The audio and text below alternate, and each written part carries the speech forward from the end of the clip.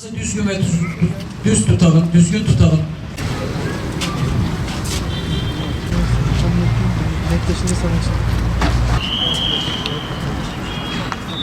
Allahu Ekber, Allahu Ekber, Allahu Ekber, Allahu Ekber, Allahu Ekber, La ilahe illallah.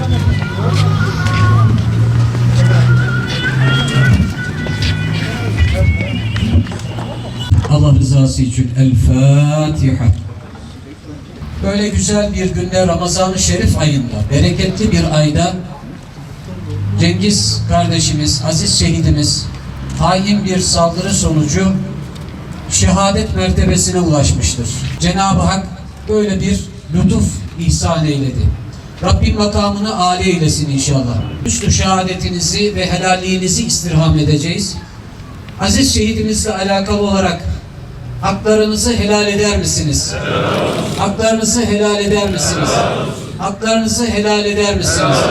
Cenab-ı Hak hüsnü şehadetinizi makbul eylesin. Peygamber için salavata, er kişi niyetine, uydum hazırdaki imama.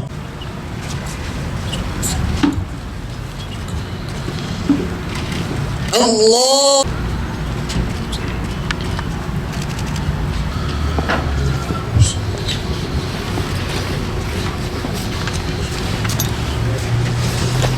Allahu Ekber, Allahu Ekber, Allahu Ekber, Allahu Ekber, La ilahe illallah, Allahu Ekber, Allahu Ekber ve lillahil hamd, Allahu Ekber.